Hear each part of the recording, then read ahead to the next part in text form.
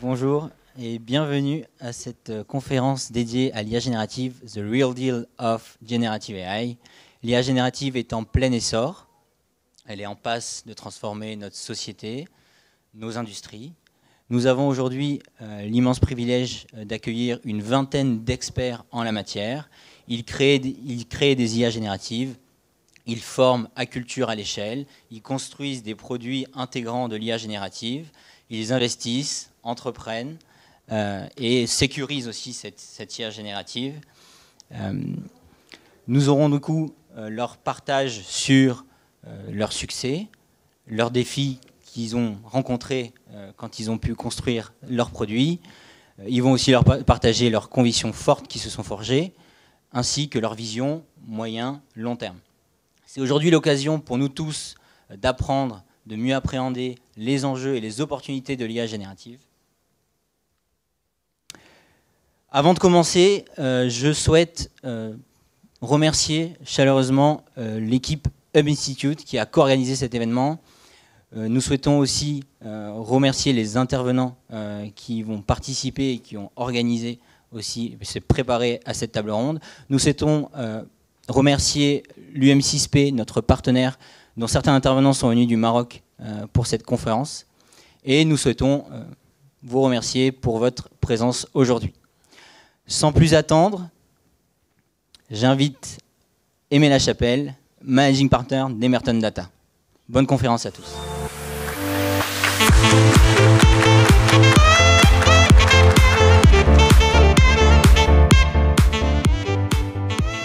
Donc, bonjour à tous et bienvenue à cette matinée sur l'IA générative. Nous vivons dans un monde de folie innovante, je pense qu'on peut le dire. Folie B2B depuis les années 2010, première vague du big data, de la massification du machine learning en entreprise, de l'arrivée du deep learning, et qui a maintenant percolé le B2C depuis l'arrivée de l'IA générative et de chatbots qui sont très concrets et, il faut le dire, parfois bluffants. Alors on est tous abreuvés par un flux continu d'informations, d'actualités sur l'apparition et la performance des modèles. Moi je ne pensais jamais, avec ma sœur qui est architecte, discuter de modèles d'IA. Bon, maintenant c'est possible puisqu'elle me dit qu'est-ce que c'est Claude. Bon, voilà. Donc un Claude qui va dépasser un Mistral, qui va dépasser le dernier GPT. Des annonces qui sont en centaines de millions et parfois en milliards sur l'investissement sur les modèles d'IA générative, ou encore des nouvelles fonctionnalités en tout genre, que ce soit dans Copilot, que ce soit chez Google, que ce soit sur les smartphones, que ce soit dans Salesforce, dans tout un tas de suites logicielles. Donc il y a beaucoup de buzz, beaucoup de bruit. Il y a même des débats qui relèvent de la science-fiction entre des grandes stars de notre monde actuel. Mais au-delà du buzz, il y a des réalités concrètes de court terme. Et aujourd'hui, c'est sur cet aspect qu'on souhaite zoomer. On souhaite aller au-delà de l'autosatisfaction. On pourrait même dire de l'auto-excitation autour de la promesse de valeur, de la vitesse d'innovation, du fantasme de la singularité et du grand remplacement des humains par les machines.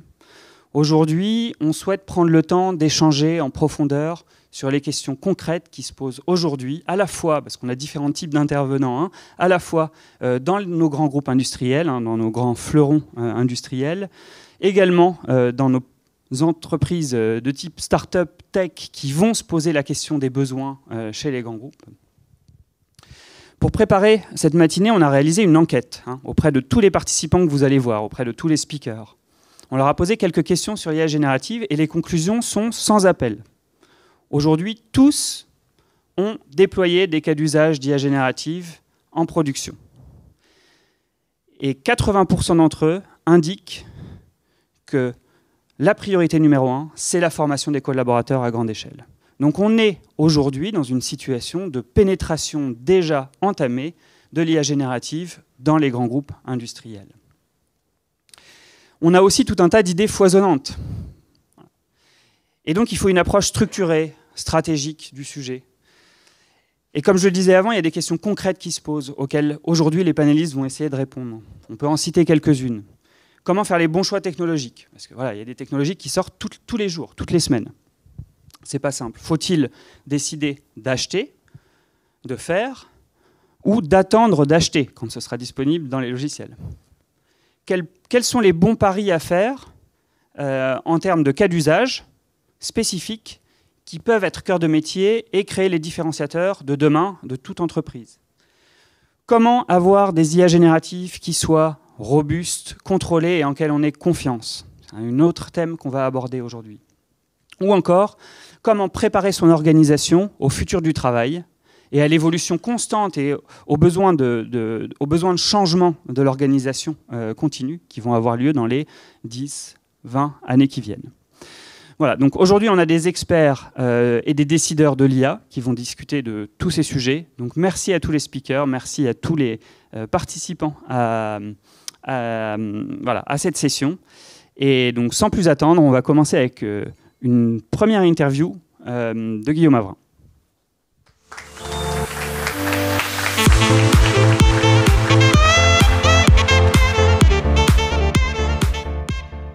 Voilà, bonjour Guillaume. Bonjour Aimé. Vous êtes donc coordinateur de l'intelligence artificielle pour la France. Merci d'être avec nous ce matin. Donc, on va commencer par une première question pour donner un petit peu de cadre à toutes les tables rondes qui auront lieu ensuite. C'est quels sont aujourd'hui les 3 enjeux majeurs pour la France vis-à-vis de l'IA ? Merci beaucoup pour cette question. Merci, un grand merci à Emerton, au Web Institute pour l'invitation, pour l'organisation de cette journée.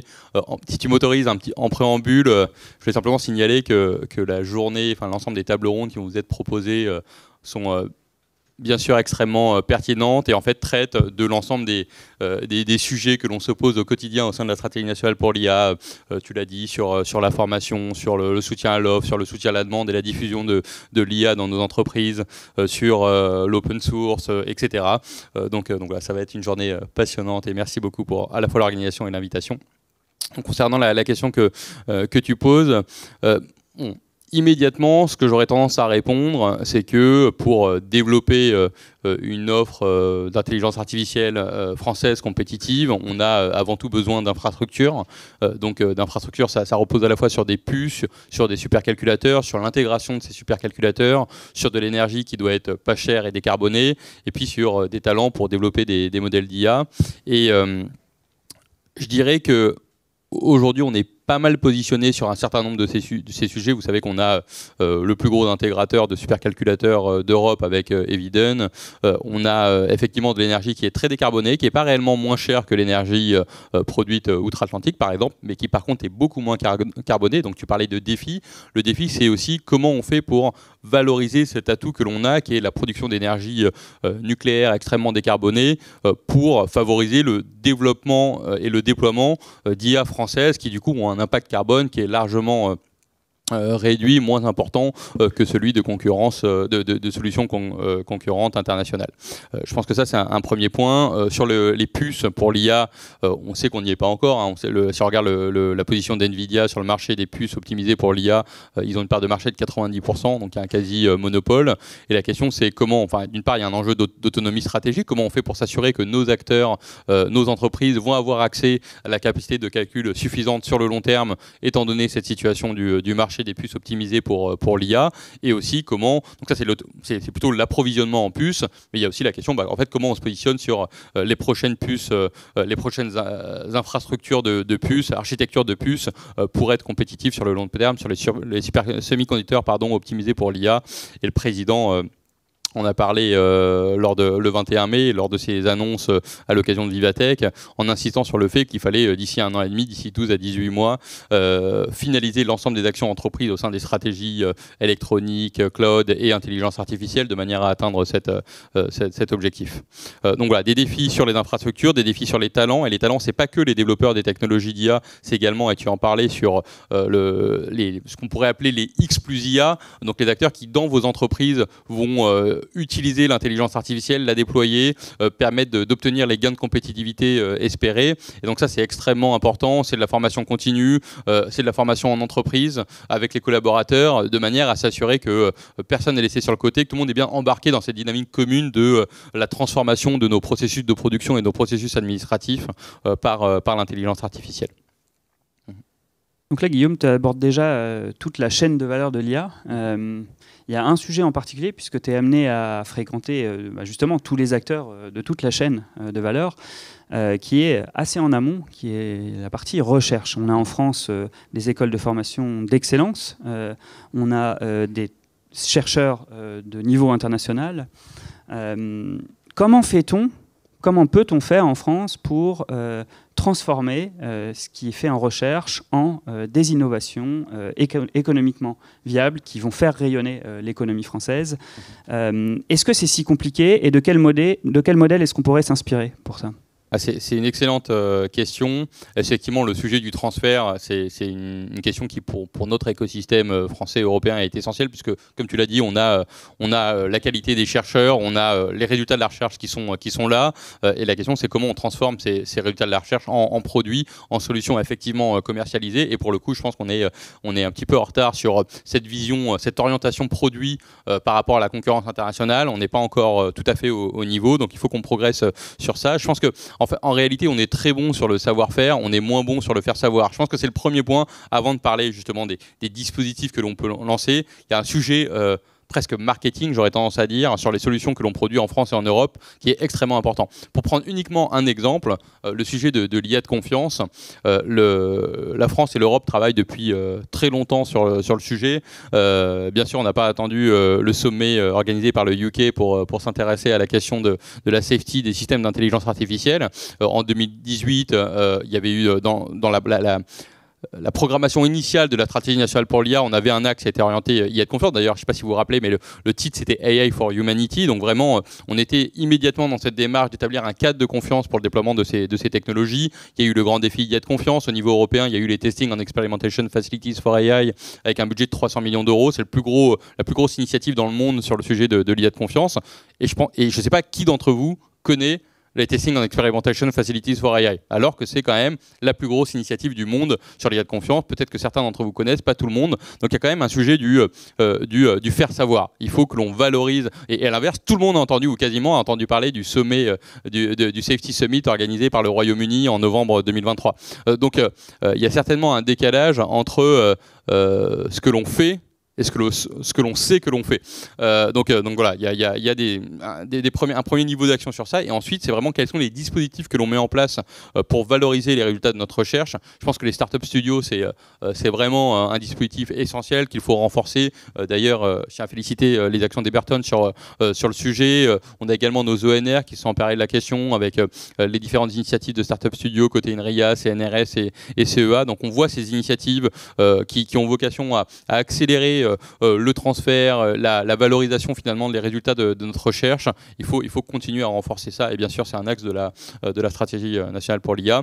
Et peut-être un dernier point, j'ai l'impression que la recherche en France est très bottom-up, ce qui est très bien, ça nous permet d'être sur énormément de sujets. Ce qui a fait quand même le succès d'OpenAI, c'est plutôt l'approche top-down. C'est trouver une organisation qui fait qu'on met 400 à 800 personnes sur le même sujet pendant un temps suffisamment long, de manière à sortir une technologie qui repousse l'état de l'art. Et cette capacité à fédérer un grand groupe d'acteurs, de talents de l'IA pendant un temps long sur un même sujet, c'est compliqué. C'est compliqué, on n'a pas encore tout à fait la bonne organisation, et même en termes d'état d'esprit, c'est pas exactement ce que l'on souhaite faire au sein de nos ONR. Donc il faut trouver les bons dispositifs, les bons partenariats publics-privés, de manière à être aussi dans cette dynamique top-down de concentration des efforts sur un certain nombre de zones d'intérêt qu'il faut importer les unes après les autres. Là, j'ai entendu dans ce que tu disais qu'il y avait effectivement, au-delà de la course à la science et à la technologie, la course à la communication. J'entends parler de 400 personnes aussi à focaliser sur un même sujet. Ce qu'on voit, c'est qu'il y a des investissements qui apparaissent tous les mois, parfois toutes les semaines, en centaines de millions, voire en milliards d'euros. Est-ce que c'est vraiment nécessaire pour financer ça, et jusqu'à quand ça va durer ? C'est vrai que si on regarde uniquement les investissements de Microsoft dans OpenAI, c'était 10 milliards d'euros.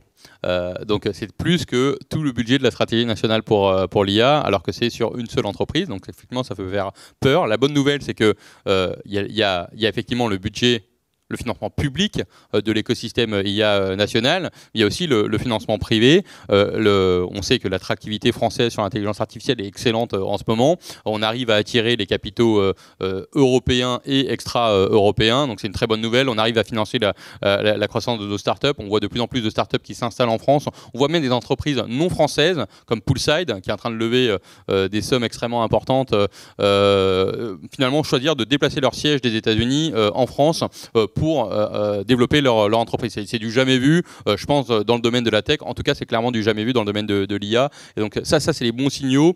Via cette attractivité, on arrive à avoir de plus en plus d'investissements privés qui financent cette croissance. Il y a aussi l'autre bonne nouvelle, c'est que ça nécessite énormément d'infrastructures, le développement de l'IA à l'état de l'art et en particulier de l'IA générative. Et c'est finalement des investissements qui sont des investissements de longue date au niveau européen. C'est le cas sur le supercalcul, c'est le cas effectivement sur la production d'énergie décarbonée. Sur le supercalcul, on peut citer par exemple l'initiative EuroHPC au niveau européen qui a vocation à finalement concentrer les efforts d'investissement des États membres pour mettre en place des supercalculateurs dont certains sont optimisés pour l'entraînement de systèmes d'IA. Il y en a en Allemagne, il y en a en Finlande, il y en a au Portugal. Il y aura un exascale dans le cadre de EuroHPC qui sera installé en France en 2026, donc début 2026. Donc voilà, on a la chance aussi d'avoir ces infrastructures au niveau européen. Et l'étape d'après, c'est effectivement comment on peut faire plus, comment on peut financer encore davantage, trouver les bons leviers de financement pour nos startups. Le président de la République a dit justement le 21 mai qu'on allait mettre en place un fonds de fonds, une intervention à un fonds de fonds de l'État financé à 1/4 donc par l'État avec 3/4 du coup qui viennent d'investissements privés.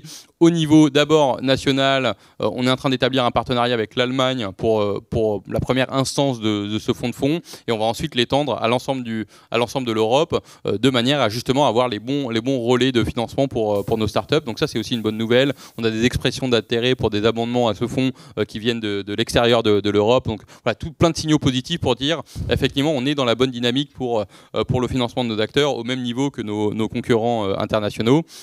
Je sais qu'il va falloir terminer. Je vois le chrono clignoter. Je voulais dire quelque chose, mais j'ai oublié. Ouais. Non, mais alors, plein de mesures. Et juste peut-être un mot de conclusion. Comme on a beaucoup de praticiens ici du privé de l'IA, quel conseil, si tu dois en retenir un, leur formuler aujourd'hui ? Mon conseil, ce serait de vous dire expérimenter dès maintenant. En gros, il faut pas attendre. On est à peu près certain des enjeux du déploiement de l'intelligence artificielle pour la compétitivité de vos entreprises. Mes anciennes fonctions dans mon ancienne vie m'ont montré qu'en fait, à chaque fois qu'on avait un acteur dans une filière donnée qui arrivait à démontrer qu'un cas d'usage était résolu par l'IA, qui le faisait savoir, le lendemain, on avait l'ensemble des acteurs de la filière qui étaient finalement contraints, qui subissaient plus cette transformation de leur processus de production, d'analyse ou autre, parce que parce qu'ils voyaient que la concurrence avait réussi à le faire et effectivement avoir des ROI, des gains de compétitivité qui étaient extrêmement importants. La bonne nouvelle, ça a été également annoncé par le président de la République, c'est qu'on va mettre en place un référencement des cas d'usage résolus par l'IA. Donc en gros, l'idée c'est de se dire, à chaque fois qu'on va mettre 1 euro dans un co-investissement public pour la résolution d'un cas d'usage par l'IA, si jamais la tâche est résolue par l'IA, on le fera savoir sur cette plateforme, de manière à ce que vous sachiez, à ce que tous les laboratoires d'analyse de France sachent qu'on peut, d'analyse biomédicale ou de fibres d'amiante, sachent qu'on peut déployer des technologies d'IA pour détecter telle ou telle maladie ou pour détecter telle ou telle fibre d'amiante présente dans des images, que ça fonctionne de manière à ce que l'ensemble des acteurs de l'écosystème, à la limite sans investissement public, puisqu'à partir du moment où on sait que le cas d'usage est résolu, on a dérisqué l'investissement, que vous puissiez avoir accès à l'ensemble de ces cas d'usage pour transformer vos processus de production. Donc tout ça pour dire, n'attendez pas pour expérimenter, et nous on est là pour vous soutenir et vous fournir un maximum d'informations. Merci beaucoup Guillaume.